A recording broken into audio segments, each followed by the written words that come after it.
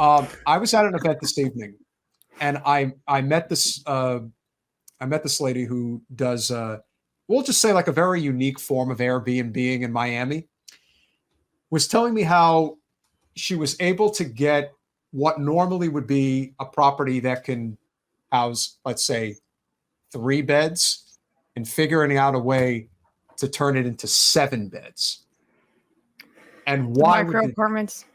Oh yeah, that's what they're into now. And they're like, well, it's for low income people. And I feel like it's like I want to tell her, I don't care how nice of a property you think you're dressing this up as. You're a slumlord. That's what you are. You're just a slumlord in a different form. You don't care about these people at all.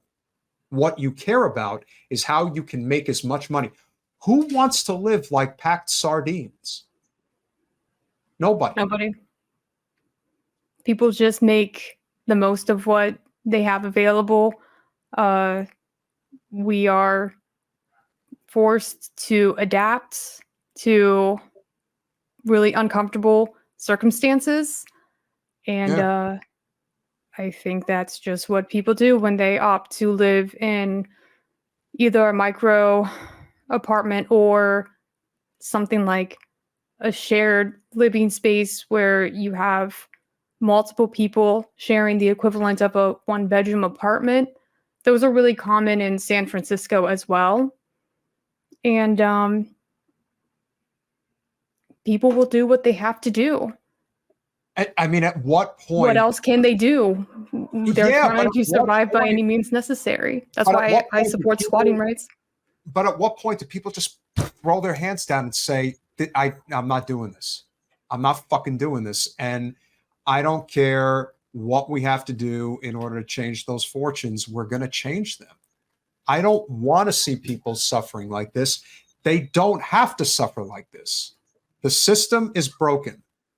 In Florida, it's pretty obvious. The reason why things are what they are is because Florida, really for the very rich, is a safe haven for them when it comes to being taxed. Did you know that Florida has the highest amount of vacancies in the entire country? Not a surprise. Obviously that makes sense. But that is also something that speaks to a much bigger problem, which is, of course, the fact that we have a lot of internationals that also have bought up, a lot of foreign money, particularly in Southeast Florida. Again, Florida's unique in the fact that California is basically 3 different states. You've got the North, the Middle, and the South. But in Florida, you have like 5 different states. And it is unique the way that it kind of, shapes itself. I do think... I think the red-blue divide has been very effective for a very long time, but I'm hopeful. I'm cautiously optimistic that eventually that's just not going to work like it used to. I think we can unite. I think that people can get together. I think the conversations that you and I have, that a lot of others have, even though we don't agree 100% on everything, I think that these things are absolutely essential because the basic principles are things that we agree on. And I'd like to think that the overwhelming majority of people agree with those principles as well. We just have to figure out how to take power and how to do that the right way. And you can't be afraid. We're in very hard times right now. Now, the times can change for the better, but at some point, you have to stop looking at, people that maybe not agree with you on a variety of different, again, this is why wedge issues are always at the forefront. This is why abortion is always one of the main topics of conversation when it comes to politics, because it always works. It always divides. But if you talk to people about their ability to put a roof over their head, that is a problem for probably 80 to 90% of this country right now. That is devastatingly bad. If it was 10% to 20% of the country having that problem, I would say that that's a crisis within itself. But now, this is fucking insane. Like, I don't know what we're waiting around for. I mean, Lord knows, like I said, I think it could change at any moment. This is no Super Friday. It's not about squatting rights. It's about people's ability. I support squatting rights. I said that I support squatting rights. I do. I support squatters' rights for sure. I don't support squatting rights, but that's a whole other story. Because again, surprise, people are squatting, but they're squatting because they can't afford to live. Exactly. This is a whole other story. It's one Well, thing if you're trying to DeSantis say, rolled back every adverse possession law in your state, so you don't have to worry about squatters in Florida. They're not going to be and he's a rolling fucking the mess. dice. This is it. Listen, it's the same thing that happens in a state like Michigan with Whitmer.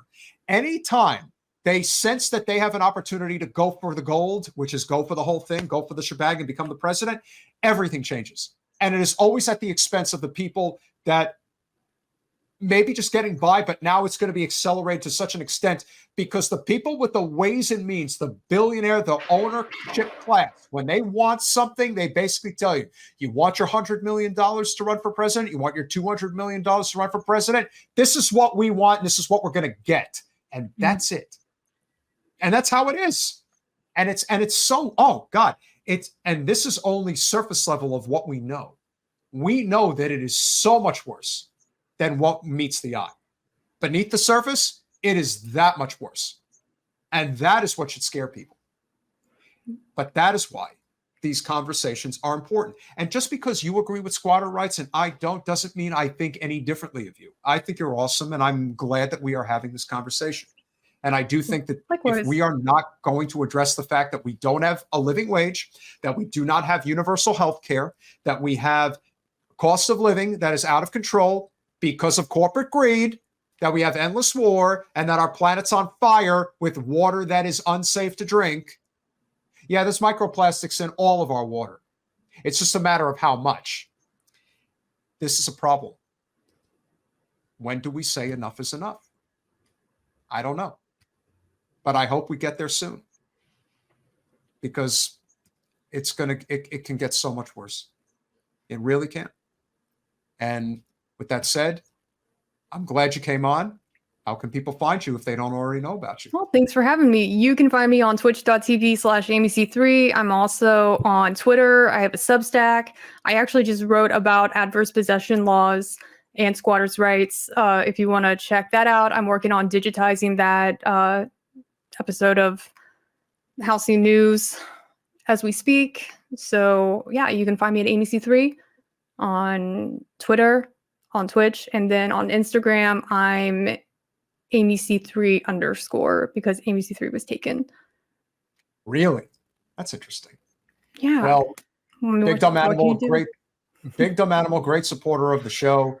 AmyeC3 is a great guest. I definitely agree with you on that one.